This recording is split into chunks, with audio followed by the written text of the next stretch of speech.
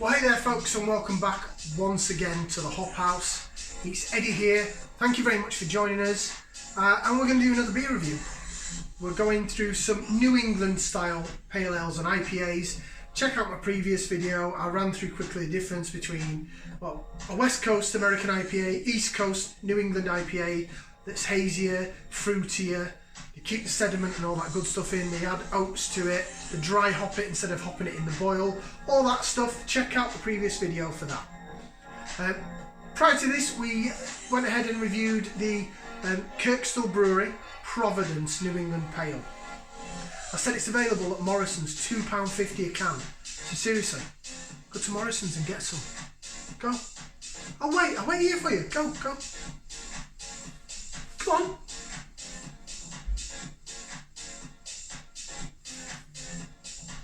If you're wearing a watch, I don't know what I'm doing that for.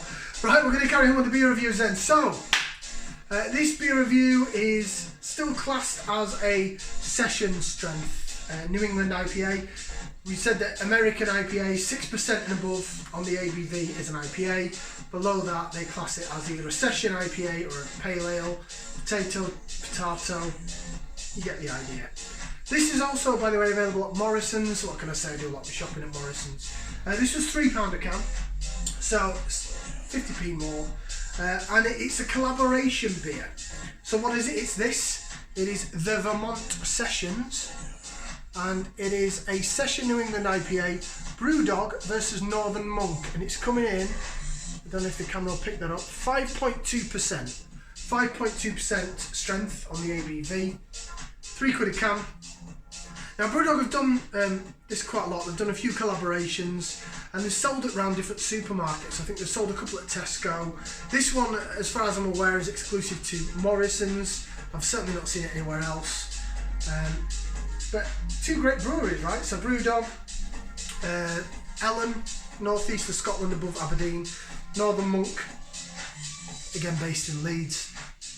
Previous one, Kirkstall Brewery, Leeds. What can I say? Yorkshire breweries are smashing it. Absolutely smashing it out of the park. Especially on the craft beer scene. You know, Northern Monk, Kirkstall Brewery, Salt Beer Factory, Vocation Brewery, Brew York. There's loads of them, absolutely tons. Leeds Brewery are quite good. They're more cask ale than that Ossett Brewery. I mean, there's absolutely tons. So, fair play Yorkshire brewers. I'm a Yorkshire lad at heart. Right, shall we open this up and we'll get it in to the glass and check out the appearance.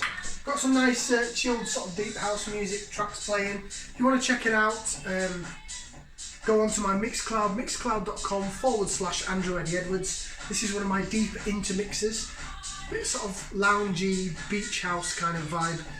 If you're feeling that. If you're not feeling the house music, just stick around for the beer. Not everyone's cup of tea, I'll admit that. Right then, beer into the glass. Just like the last one, it's kind of exactly what we would expect to see from a New England style beer. So, it's cloudy, it's hazy. I'll just pour everything out the can just in case there's some sediment floating around. Can't see it in this one. I thought I saw it in the last one, but I could be wrong. Could be my eyesight. So, as you can see, it's an orangey yellow, fruit juicy look. It looks like orange juice that you get, you know, from them self-service machines on holiday when you're in Spain or somewhere, all inclusive. Looks like that, or a pineapple juice or something. Tropical. The tropical. Remember they have the tropical one? Looks like that, but with foam on top. Stick a flake in it. Call it a cocktail. Or an umbrella, should I say. Call it a cocktail. Stick a flake in it, it's an ice cream, but not that cold. So yeah, in terms of the look, I'd expect it to be light in colour, very hazy, very cloudy, not see-through at all. I'd expect it to be a fruit juice colour, so a yellowy orange, and I'd expect a white head on it. So it does exactly what I would expect from a New England style beer. Right, I'm just going to swirl it around, and then I'm going to put the nose into it, go for the aroma. So we're going to give it a whiff, see what we can see. Crikey. Whoa, that's even fruitier than the Providence that we did before, and I thought the Providence was exceptional. This, I have had this twice before when it first came out. I think it's been out maybe 14 months ago. I was only just sort of getting into the, well, about a year ago maybe. About a year ago I think this came out. February, March 2020, we're in February 2021 now. And I was just getting into the New England style. I wasn't really feeling it that much. So I think I'm a much better judge of character in terms of the bevies now. In terms of the bevies. It stinks. It really does smell. It smells like, yeah, it smells like your fruit juice you'd get on holiday. But this does not smell, it smells just as fruity as the Providence did, but this smells more tart than sweet. So, I'm getting orange, I'm getting a lot of orange peel, I'm getting citrus from grapefruit, probably not as sweet as mango, a bit tarter than that, pineapple,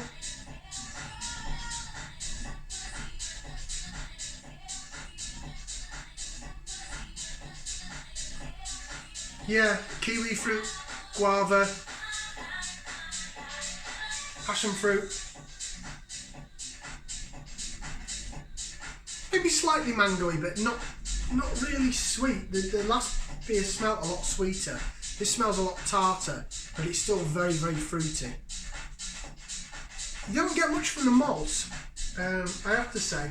I know as part of the malt bill it contains oats, so whether that dumbs down the sweet smell that you usually get, well, when I say usually get, I know on some of the Marston's beer you get like a butterscotch sweet smell from the malt, and that can overpower the hops on the aroma. This is just a fruit bomb, it really is. Right then, I'm going to get it down the old gullet and see if it hits me like a bullet. So, bottoms up and down the old hatchet.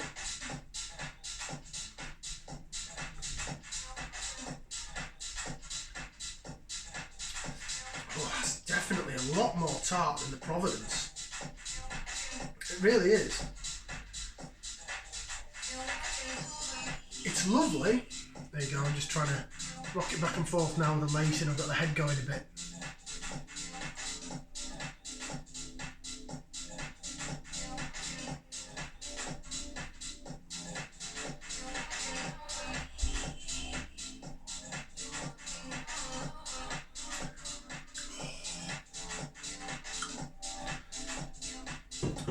So,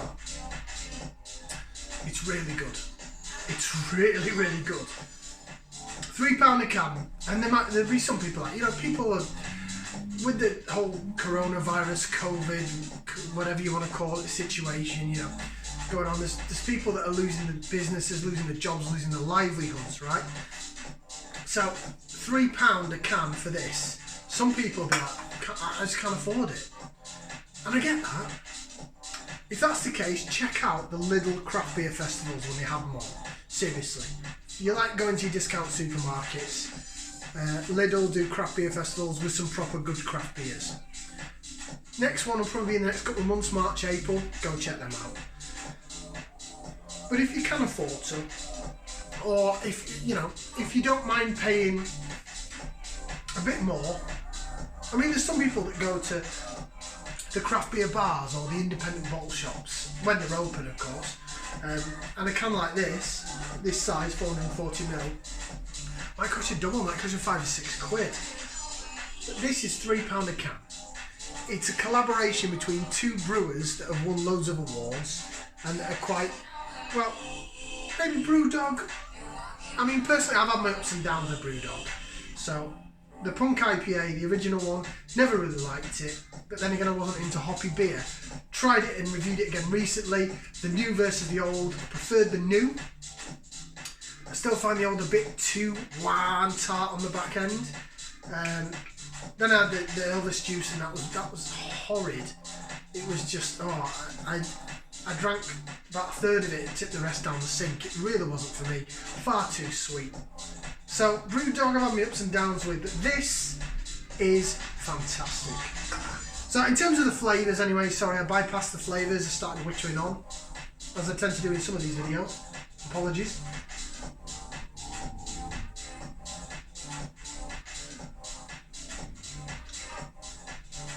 Yeah, it's a lot more tart. You don't get the... You get a bit of mango in the taste, but it is slightly sweet. It's not as sweet as the Providence. But the hops do the magic here. The hops and the oats, I think, combine and do the wonders.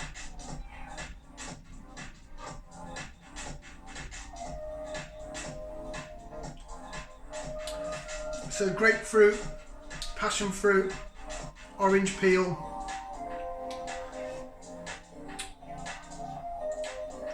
Quite a dry back end actually. Again, a tarty, fruity back end, which is similar to what the Providence had. That's really nice. It's decent. Like I said, I had it about a year ago. I was just getting into, I wasn't really into New England types, and I was a bit like, beer should be cloudy.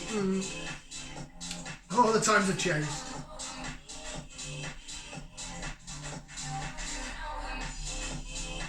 It's amazing how that beer can produce flavours like that just by adding the hops in at a different stage of the brewing process, and it comes out like that, cloudy as hell. Well, obviously they haven't refined it, they haven't filtered it, but it comes out like that. I mean, fair play to New England in America for introducing us.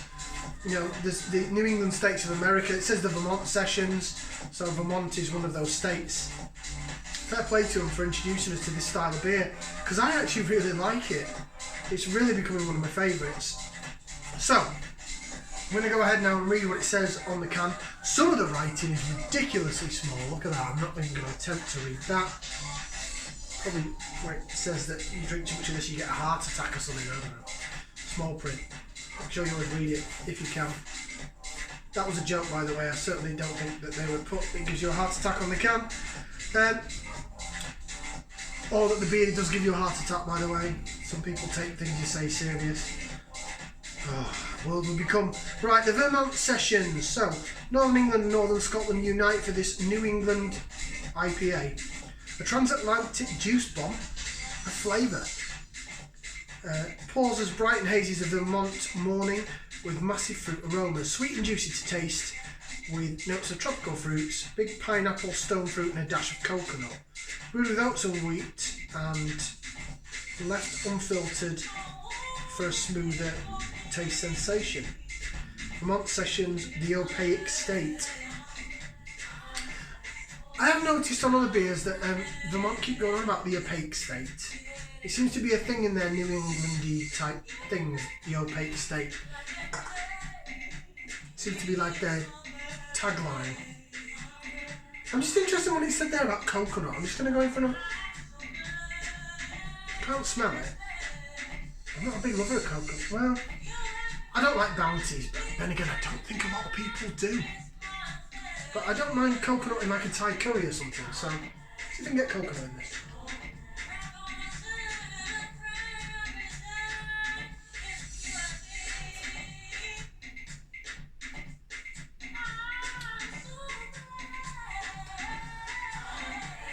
Maybe a dash. Can't say I'm really getting the coconut, I'll be honest. Okay, then in terms of rating, it's 2 thumbs up from me. That's really, really nice. Probably prefer the Providence over this, only slightly. That's not because it's cheaper, by the way. I just think it's got a bit more going on. It is a bit sweeter as well. And I think on my journey of going into hoppy beer and things like that, I know that there's certain beers and breweries that have won awards and critically acclaimed for being really wow and bitter, and I think that sometimes it's a bit too much for me. I really like things that are balanced, that's bittersweet, and I think that's sort of my taste. I don't like beers that are overly sweet, I don't like beers that are overly bitter. It's kind of got to have a balance, so you've got to taste the malt or the malt or the oats or whatever you're using as well as the hops. But you've really got to taste the hops, and I think this does it really, really well. And it's decent. It's £3 a can. So you know at the beginning of the video, just rewind back to the beginning of the video, I told you to go Morrison's to get some of that Providence. Pick that up as well. Go. Go now, go. Off you go. Bye.